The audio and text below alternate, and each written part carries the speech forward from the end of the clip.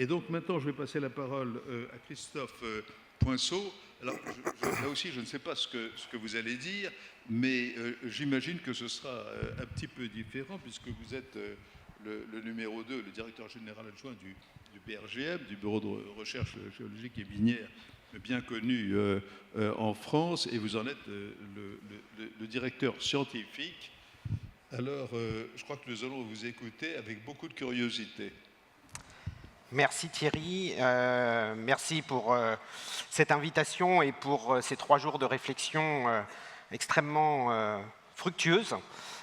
Et donc effectivement, tu nous as invités à apporter un éclairage finalement sur les sujets peut-être qui n'ont pas été complètement abordés, je dirais, et qui peuvent impacter assez fortement finalement la géopolitique globale. Et donc en tant qu'à la fois dirigeant du service géologique français et également président de l'Association des services géologiques européens, moi je voulais mettre sur la table et apporter dans le débat 2 sujets qui me paraissent assez fondamentaux. Donc le premier, c'est effectivement la question des ressources minérales et du rôle qu'elles jouent dans nos économies actuelles et futures. Je vais y revenir dans un instant. Et le deuxième, la question de l'adaptation au changement climatique, qui me semble également un driver assez important pour l'avenir. Donc commençons par la question des métaux stratégiques, des métaux critiques, des ressources minérales. Les wordings sont assez variés, qui sont en train de devenir, si ce n'est déjà le cas, un goulet d'étranglement finalement pour le déploiement de la transition énergétique et qui deviennent aussi un enjeu de diplomatie et de géopolitique assez fort. Donc vous le savez tous, hein, les technologies bas carbone, que ce soit pour la production électrique, que ce soit pour les usages comme la mobilité, etc., sont des technologies qui sont extrêmement gourmandes en métaux qu'on appelle stratégiques, beaucoup plus que les technologies qu'on utilisait jusqu'à maintenant. Et il est important de rappeler que également le numérique est gourmand en métaux et requiert aussi donc pas mal de ressources minérales. Alors juste pour vous donner un ordre de grandeur, si vous prenez aujourd'hui une éolienne offshore telle qu'on cherche à les développer dans beaucoup de pays et vous comparez ça avec une centrale thermique charbon qui reste quand même à l'échelle mondiale aujourd'hui le premier moyen de produire de l'électricité, et bien finalement sur les éoliennes, il vous faut 15 fois plus de métaux stratégiques par kilowattheure produit que ce que vous avez sur les centrales thermiques au charbon. Et donc vous voyez évidemment que quand on dit qu'on va basculer en plus dans des scénarios qui sont assez ambitieux et assez rapides sur ces nouveaux moyens de production, on voit tout de suite que ça va avoir un impact extrêmement fort sur le marché des métaux au sens large et avec des questions évidemment de savoir si on va être capable d'y faire face et d'y répondre. Ce que je vous dis là sur les moyens de production électrique, vous avez exactement le même type d'évolution, de changement sur la mobilité. Un véhicule électrique, en gros, c'est aussi 6 fois plus de métaux stratégiques qu'un véhicule thermique. Et donc, c'est ça qui fait que demain, on va avoir besoin de plein de lithium, de cobalt, de nickel, de graphite, de cuivre, etc. Je ne vais pas vous en faire la liste, elle est longue, mais qui fait que ce sujet revient sur le devant de la scène.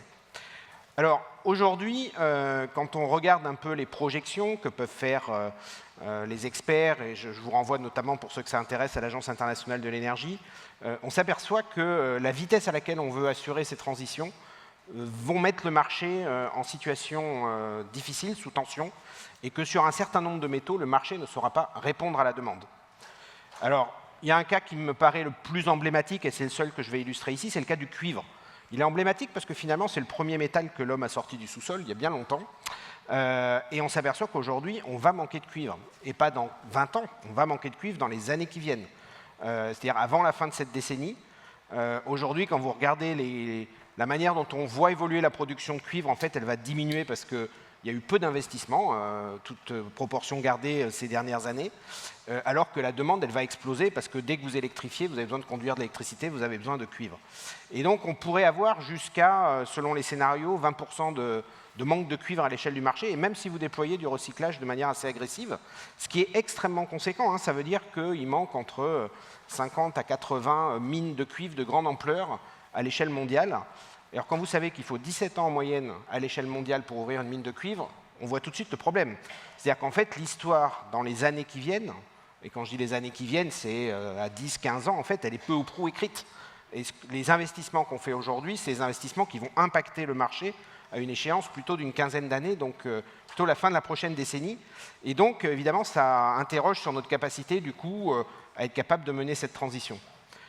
Et alors du coup, évidemment, vous devinez bien, tous les pays sont engagés dans une course finalement à l'approvisionnement en métaux, que ce soit sur le cuivre, le nickel, le lithium, etc., avec beaucoup d'initiatives, et ça devient un enjeu en fait de diplomatie, ça devient un enjeu de géostratégie, et on parle aujourd'hui de diplomatie des ressources minérales, qui était un sujet en tout cas au niveau du Quai d'Orsay et de la France, qui était un peu sorti des écrans radars ces dernières années, avec de multiples initiatives. Alors ça va depuis le Mineral Security Partnership qu'ont lancé les Américains, en passant le Belt and Road Initiative a été réorienté sur ces sujets-là côté chinois.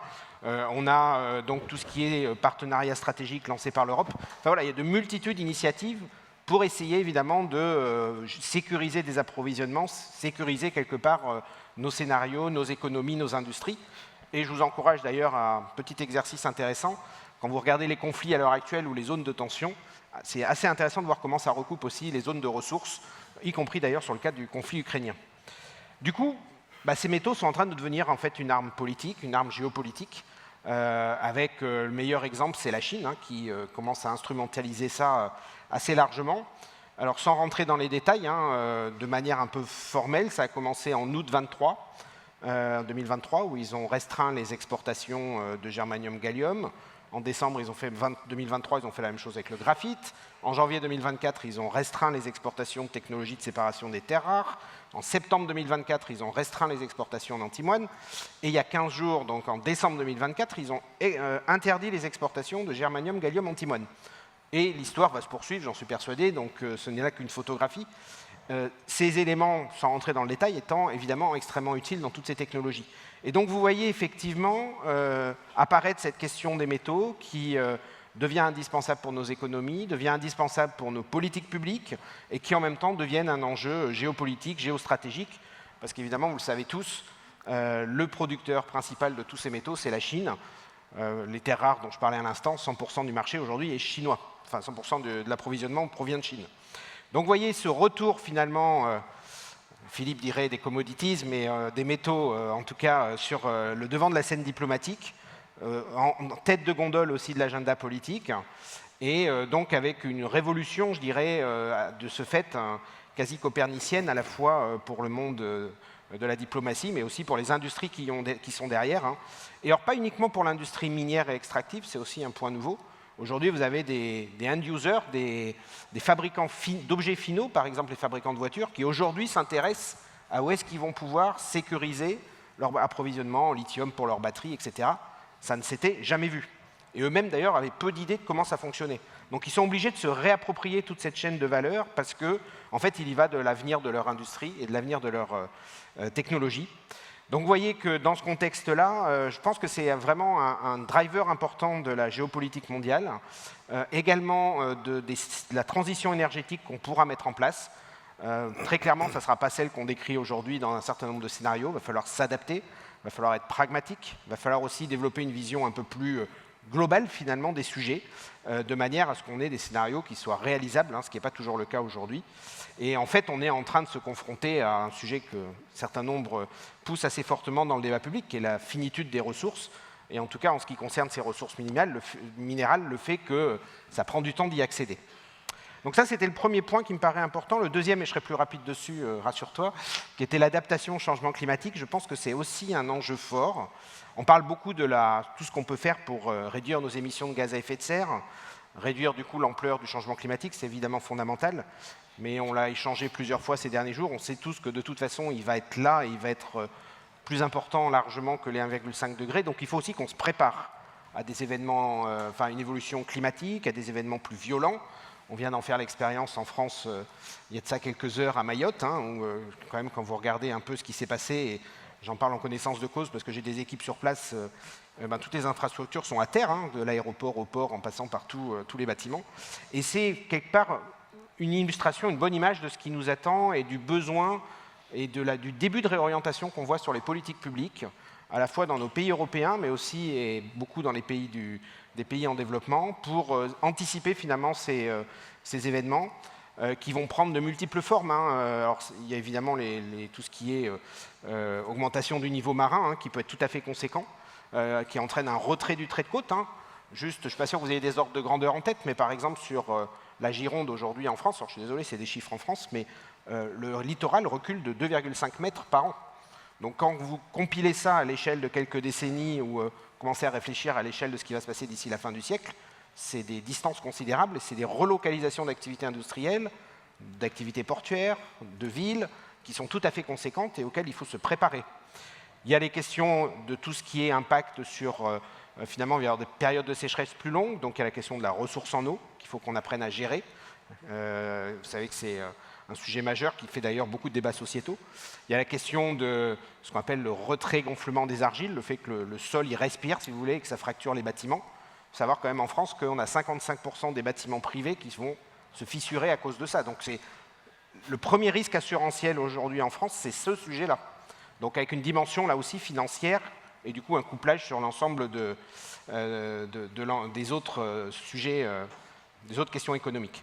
Donc tous ces enjeux sont des enjeux qui commencent à changer les politiques publiques, sur lesquels je pense qu'il faut que collectivement il y ait une mobilisation pour anticiper, sinon le coup en sera encore plus raide et plus dur, et que je pense que ça va du coup venir impacter assez directement dans les années qui viennent finalement le positionnement d'un certain nombre de pays et la géopolitique qui va avec. En tout cas, je peux vous témoigner que dans les sollicitations qu'on reçoit en tant que service géologique national qui est actif à l'international, on voit une modification rapide et radicale de nos activités avec des questions de plus en plus prégnantes sur ces sujets, parce que les pays aujourd'hui commencent à prendre les sujets à bras-le-corps. Il est temps pour un certain nombre d'entre eux.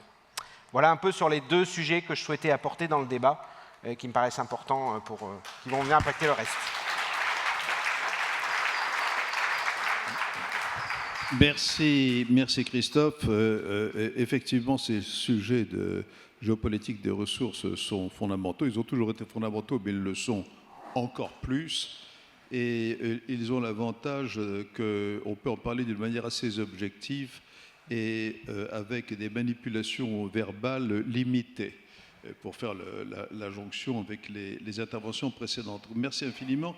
Alors, en vous écoutant tous les trois, je me disais que j'ai pris une décision dans ma tête, qui est que si nous voulons garder 3 jours seulement pour la conférence, avec votre accord, on pourrait faire un vote, un consensus. Nous ferons l'année prochaine des sessions avant le petit déjeuner et après le dîner. La seule question que je me pose, c'est ne faut-il pas supprimer le temps des repas comme étant des temps morts, hein? Mais enfin, nous allons approfondir tout cela et je vous remercie beaucoup pour ces interventions très toniques par lesquelles nous terminons ces débats. Alors maintenant, le moment est venu de la période qu'on appelle de l'envoi. Alors, avant d'envoyer et avant de me lever à cette fin, je voudrais vous dire que je suis effectivement très heureux de cette conférence, parce que aussi, ça a été redit, il faut à la fois une très grande lucidité. Nous avons le devoir d'exprimer avec lucidité ce que nous pensons de l'état du monde. Et permettez-moi de redire ce que j'ai dit au début du premier jour.